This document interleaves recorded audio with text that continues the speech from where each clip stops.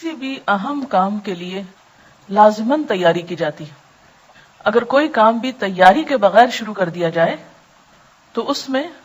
وہ روح نہیں آتی، اس کام کو آپ صحیح طور پر انجوائے نہیں کر سکتے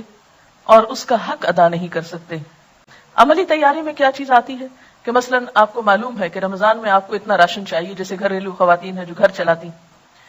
اتنا راشن چاہیے، یہ چیزیں خریدنا ہے، یا عید پہ کپڑے بنانا ہے، یا اور جو بھی آپ سمجھتے ہیں کہ آپ کو اتنے لوگوں کو روزہ افطار کرانا ہے، یا زکوٰۃ دینا ہے، یا صدقہ خیرات کرنا ہے،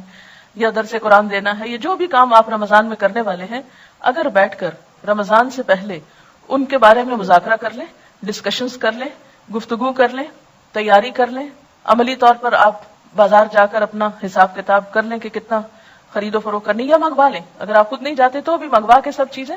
کچن کی ایک طرح سے دوبارہ سیٹنگ کر کے ہر چیز سحری افطاری کے اعتبار سے، پھر ٹائم ٹیبل آپ کے پاس وہ ہونا چاہیے جس کو دیکھ کے آپ سحری افطاری کے اوقات فالو کرتے ہیں. پھر اسی طرح اگر آپ کو کہیں اور تراویح پڑھنے کے لیے جانا ہے تو سواری کا ارینجمنٹ، یہ کس کے ساتھ جانا ہے، یہ کس کو اور ساتھ میں لانا ہے، یہ ساری چیزیں رمضان سے پہلے ایک ایک کر کے جن کا ابھی میں ذکر کروں گی ان کو عملی طور پر بھی تیار کر کے رکھ لیں اپنے پاس. اس سے آسانی یہ ہوگی کہ جب کام شروع ہوگا تو آپ رائٹ اوے کام ڈے 1 سے شروع کر دیں گے، اور اگر آپ تیار نہیں ہوں گے تو پہلا عشرہ تو آپ کا صرف سوچ بنانے میں گزر جائے گا کہ اچھا رمضان آیا. جو کام آپ کو کرنے ہیں یہ چیزیں آپ نے روز کرنی ہے. مثلا میں نے لکھ کے رکھا ہوا کہ سب سے پہلے صبح میں کیا پڑھنا ہے، اس کے بعد تسبیحات کون سی کرنی. حالانکہ مجھے پتا ہے یہ کرنی ہے، لیکن پھر بھی میں کاموں کے پریشر میں بازو کو بھولنے لگتی ہوں، تو میں وہ کارڈ مجھے یاد دلاتا ہے کہ آج میں نے یہ کام نہیں کیا. کہ مثلا اگر آپ نے اپنے اوپر کچھ نفل باندھے ہوئے ہیں یا کچھ ذکر خاص کرنا ہے آپ کو، خاص سے مراد مسنون ہی ہے، وظیفہ مراد نہیں ہے کہ 1000 دفعہ کچھ، لاکھ دفعہ کچھ پڑھنا ہے، تو ان سب کے یعنی ترتیب بار اپنے چیزیں لکھ کر رکھ لیں. پھر یہ ہے کہ جائے نمازیں وغیرہ دھو کے صاف ستھری کر لیں، کیونکہ افسوس کے ساتھ کہنا پڑتا ہے کہ بعض گھرانوں میں اس کا اہتمام نہیں ہوتا، اور بہت فریکوینٹلی یہ چیز دیکھنے میں آتی ہے کہ لوگ سارا گھر صاف رکھتے اور ایک جائے نماز گندی رہ جاتی، شاید وہ مائنڈ کرتے ہیں اس کو دھونا یا گناہ سمجھتے ہیں. تو عبادت میں لطف کے لیے کیا ہے، تھوڑا سا گھر کی صفائی کو بھی دیکھ لیں، کچن کی صفائی، گھر کی صفائی، اپنے بیڈ کی، کمرے کی، جہاں آپ کو عبادت کرنی ہے، جہاں پڑھنا ہے، کتابوں کی شیلف کی، الماری کی، یعنی ہر ایک چیز جو ہے بالکل ترتیب سے کر لیں. اور اتنی ترتیب سے کر لیں، بلکہ میں تو بعض اوقات یہ کیا کرتی تھی کہ جو بیڈ بستر وغیرہ سال بھر اٹھتے رکھے جاتے ہیں وہ میں رمضان سے پہلے چادریں ہر چیز اس طرح ایسی جگہ پہ رکھ لیتی تھی کہ بس صرف 1 منٹ اس میں لگے اور ہر چیز جلدی جلدی تبدیل ہو جائے. اور لانڈری بھی رمضان کے لیے بچا کے نہیں رکھیں، سب کچھ واش کر لیں، کلین کر لیں.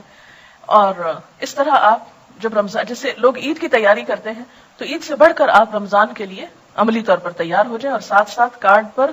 ذہنی طور پر عبادات کی تفصیل لکھ کر وہ تیاری کر لیں. اور پھر خاص طور پر یہ بات کہ کوئی بھی نیکی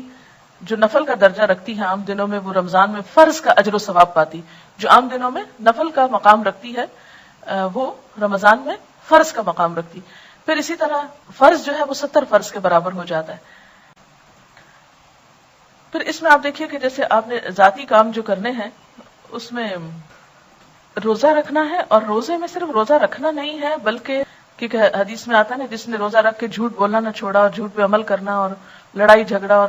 فحش گفتگو اور ان چیزوں کو نہیں، تو پھر اس کا روزہ نہیں، کیونکہ روزہ صرف بھوکے پیاسے رہنے کا نام نہیں. تو یہ رمضان کا موقع اگر آ رہا ہے تو کوشش کریں کہ اس میں اس سنت پر عمل ہو جائے. تو ساری نمازوں کو اول وقت میں، یعنی یہ جو عبادات ہے رمضان میں ذاتی عبادات، اس میں روزے کو، حقیقی روزہ، نماز کو، اول وقت کی نماز اور خشوع و خضوع، پھر اسی طرح نوافل میں جو چیزیں آپ کر سکتے ہو، اور اس میں خاص طور پر قیام اللیل یعنی جو تراویح کی نماز ہے اس کا اہتمام، کیونکہ ایک نفل جو ہے وہ فرض کے برابر ہے. عام دنوں میں فرضوں میں کوئی کمی کوتاہی ہوئی تو انشاءاللہ تعالیٰ وہ اس کی کمی کو پورا کرنے کا سبب بنے گا. اس لیے تراویح کو بہت شوق کے ساتھ، کیونکہ اس میں مغفرت کا وعدہ بھی ہے کہ جو رمضان میں قیام شوق و ذوق کے ساتھ کرے گا وہ اس کے گناہ معاف کر دیے جائیں گے. پھر اسی طرح قرآن پاک کی تلاوت، قرآن پاک کی فجر کے وقت تلاوت جو ہے، یعنی نماز کے بعد جو آپ تلاوت کریں، اس تلاوت کو لاؤڈلی کرنے کی عادت ڈالیں. آپ دیکھیں گے کہ آپ کی زبان کی لکنت اور آپ کی زبان کی وہ جو ہے رکاوٹ وہ دور ہوگی اس سے انشاءاللہ. پھر اسی طرح یہ جو صبح شام کی دعائیں ہیں خاص طور پر ان کو پڑھنے کی عادت ڈالیں.